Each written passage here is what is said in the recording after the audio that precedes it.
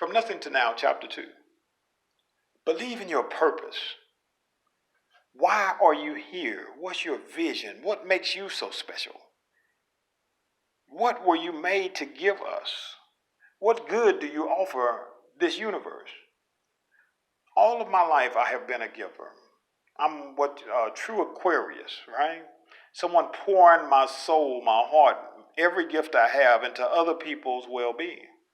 I like uplifting and edifying people. I like smiling. I like being happy. I like sharing that joy and happiness amongst other people. I like the idea of your life being better because of my impact in your life. I believe that I am here to motivate you, to stir you up, to encourage you to find comfort on a higher level than where you are now. This isn't limited to money or material things. Those things come through consistency of productive action towards wealth. No, I'm here to encourage you beyond that. I'm here to inspire you to be your complete and utterly best self. You see, I believe that every single one of us has a talent or talents to accomplish our own special, unique purpose. I believe that you are not simply just another one of billions of randomly manufactured bodies with faces, but rather a well thought of, custom, one-of-a-kind creation super being. Right? You're unique. You're very special, very important part of a very grand universal master plan. You were made to do something awesome and to be someone that only you can be.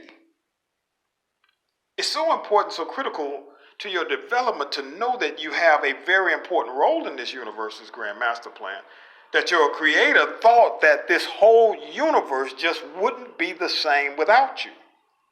So what is it? Why are you here? What is your gift to this universe? Are you a great painter, a teacher, an engineer, a doctor, a dad, a mom, a husband, a wife? What is the dream, the vision that haunts you and has driven you to seeking the guidance and words of my book? Forget about what others say that you're supposed to do, where you're supposed to work, etc. Forget about the bills and the excuses we often fall to instead of following our calling. Stand in front of a mirror, search the truth of your soul, and then profess and declare out loud to yourself and to the universe exactly who you are.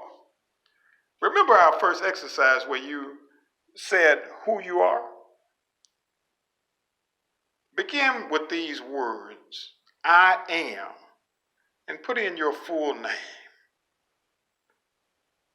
And then I am a or an, and I am here to build, make, create, etc.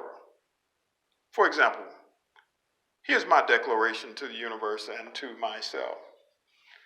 I am Odell Dwayne Dovey.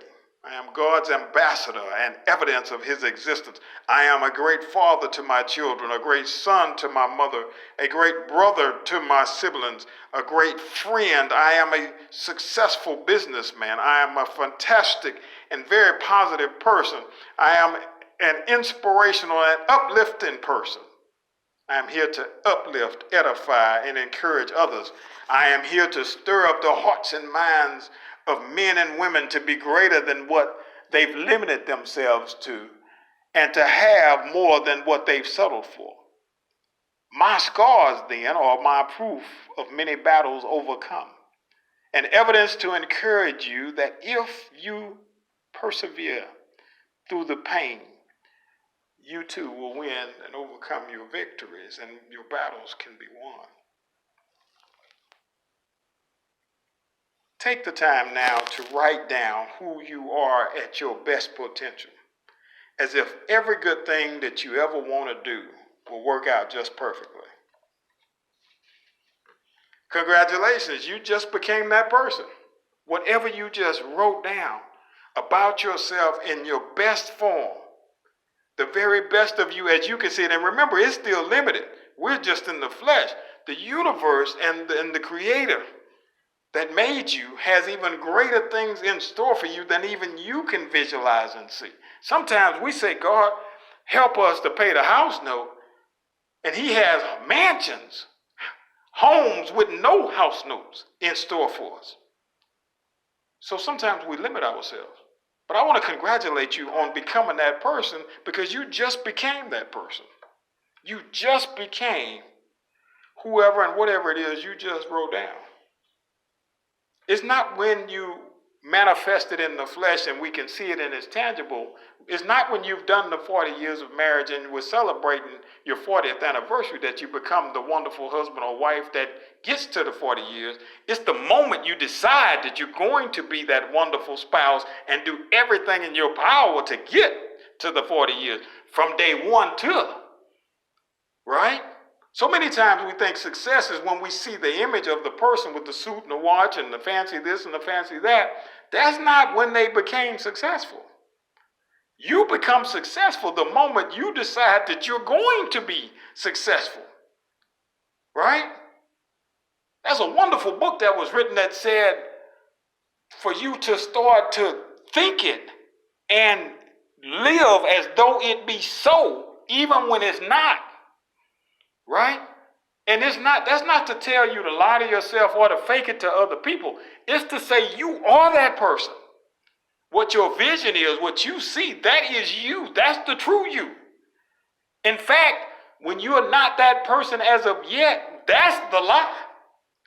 That's something that we have to work on. That's what we have to work through. These are the challenges we have to overcome, but the real us has just been declared. So congratulations. I don't know what you just said to yourself, but I want to congratulate you on it. And I want to encourage you to believe it and expect to become what you yourself just declared over your life. Right? You wouldn't stand here and lie to yourself. Right?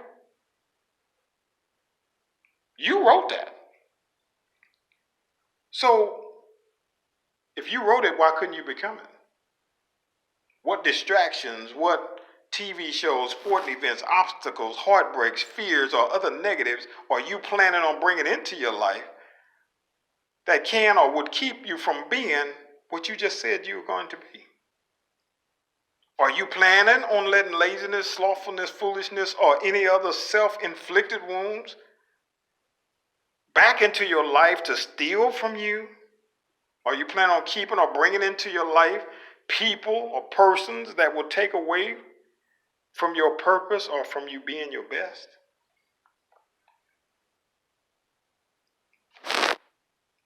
Who does that?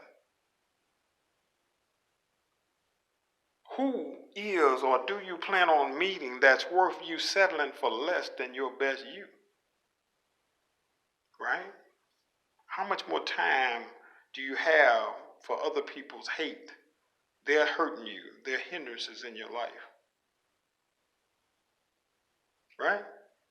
So whatever you just declared over your spirit, over your soul as being who you are, unless you bring into your life, right, things to slow you down and keep you from being that, unless they're self-inflicted wounds. Because what happens outside, we can't control that. We can only control our responses to it.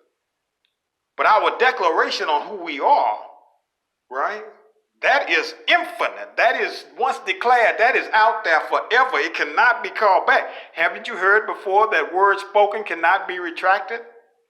Once you say something, it can never be unsaid. You just said that you were awesome. You just said you were successful. You just said you were a great wife, a great husband. You just said you were going to be faithful in your marriage. You just said you was going to be a fantastic mother, a fantastic father. You just said you were going to be a great person. You was getting a master's degree, a PhD. You just said you were going to open this business and be great, right? Those words can't be taken back. And I want to hold you to them. Chapter 2, believe in yourself.